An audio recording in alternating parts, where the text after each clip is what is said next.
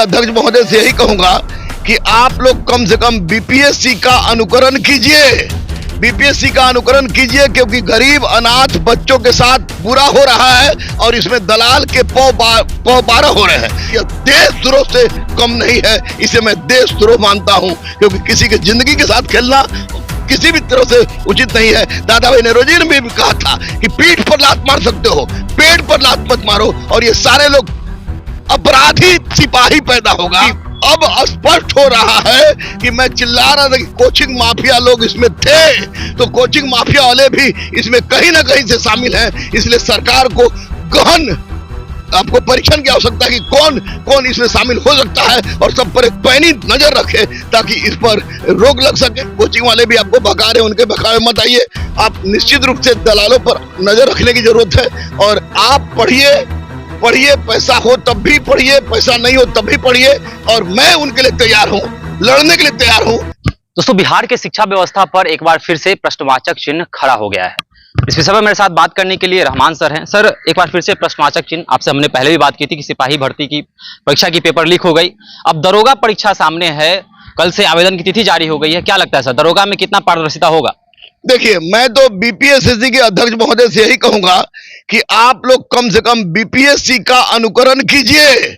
BPSC का अनुकरण कीजिए, क्योंकि गरीब अनाथ बच्चों के साथ बुरा हो रहा है और इसमें दलाल के पौ बारह हो रहे हैं। इसलिए वैसी परिस्थिति में बीपीएससी के अध्यक्ष महोदय हो तब, या कोई भी इसके संबंधित अधिकारी हो, उनसे मैं यही रिक्वेस्ट करूंगा कि आप किसी भी परिस्थिति में कोशिश कीजिए कि इस तरह की गुंडागर्दी नहीं हो, क्योंकि यह देशद्रोह से कम नहीं है, इसे मैं देशद्रोह मानता हूं। क्योंकि किसी की जिंदगी के साथ खेलना किसी भी तरह से उचित नहीं है। दादा भाई नेहरूजी ने भी कहा था कि पीठ पर लात मार सकते हो, पेट पर लात मत मारो। और ये सारे लोग अपराधी सिपाही पैदा होगा, अपराधी दरोगा पैदा होगा, अपराधी अधिकारी पैदा होगा, तो देश को बर्बाद कर देगा, राज्य को बर्बाद कर देगा। इसलिए निश्चित रूप से इस पर बहुत कठोर नियंत्रण की आवश्यकता है। और सबसे बड़ी बात कि अब स्पष्ट हो रहा है कि मैं चिल्ला रहा था कि कोचिंग माफिया लोग इसमें थे, तो कोचिंग माफिया वाले भी इसमें कहीं ना कहीं से शामिल हैं। इसलिए सरकार को गहन आपको परीक्षण की आवश्यकता है कि कौन कौन इसमें शामिल हो सकता है, और सब पर एक पैनी नजर रखे ताकि इस पर रोक लग सके। और मैं कहूंगा सारे आयोग से कि अब बहुत हो गया किरकिरी, बहुत हो गया किरकिरी। कम से कम बीपीएससी का अतुल प्रसाद जी का आप लोग अनुकरण कीजिए और उस आधार पर चलिए। अगर परीक्षा कराने में सक्षम नहीं है तो अपना पद छोड़िए, लेकिन गरीब अनाथ असहाय बच्चों के साथ खिलवाड़ मत कीजिए।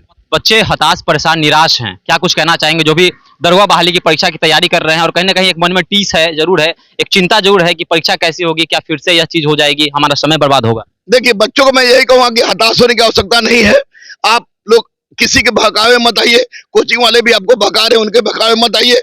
आप निश्चित रूप से दलालों पर नजर रखने की जरूरत है, और आप पढ़िए, पैसा हो तब भी पढ़िए, पैसा नहीं हो तब भी पढ़िए, और मैं उनके लिए तैयार हूं, लड़ने के लिए तैयार हूं, यहां तक कि मरने के लिए तैयार हूं। लेकिन आप हताश मत होइए, क्योंकि गरीबों के आंसू को मैं जानता हूं, और इसके लिए किसी स्तर तक गुजरने के लिए मैं तैयार हूं। क्या लगता है, जो भी परीक्षाएं रद्द हुई हैं या फिर जो भी परीक्षाओं पर रोक लगाया गया है, आगे चल कितना डेट एक्सटेंड हो सकता है?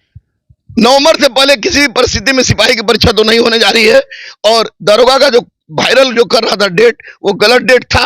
आपको मैं कहूंगा कि वो लास्ट दिसंबर या फर्स्ट वीक ऑफ जनवरी में आयोग शुरू से चिल्ला रहा है, उससे पहले संभावना है ही नहीं। और जब तक फॉर्म ही पूरा नहीं भराया तब तक डेट निकलने का सवाल ही नहीं उठता है। फॉर्म भराए नहीं, शादी हुई नहीं, और अब बच्चा का इंतजार करेंगे हम, तो ये बिल्कुल गलत बात है। उस पर ध्यान रखें। और बच्चों से मेरा सख्त निर्देश है बच्चों को कि इस तरह का कोई भी वायरल पत्र आता है तो उसको आप लोग वायरल मत कीजिए, सीधे उसकी सूचना आप आर्थिक अपराध इकाई को दीजिए, ताकि चोर पकड़ा जा सके। क्योंकि चोर की शुरुआत नीचे से होती है और बहुत दूर तक जाती है। इसमें बड़े बड़े गिरोह शामिल हैं। चलिए, तो सर ने बता दिया है कि बड़े बड़े गिरोह शामिल हैं, और सर ने यह भी कहा है कि बच्चे जो हैं वो परेशान ना हो, हताश ना हो, जो भी होगा उनके साथ अन्याय नहीं होगा। और साथ ही साथ जब दरोगा की बहाली का नोटिफिकेशन जारी कर दिया गया, आवेदन की तिथि जारी कर दी गई है, कल 5 अक्टूबर से जो है आवेदन जो है बच्चे कर रहे हैं।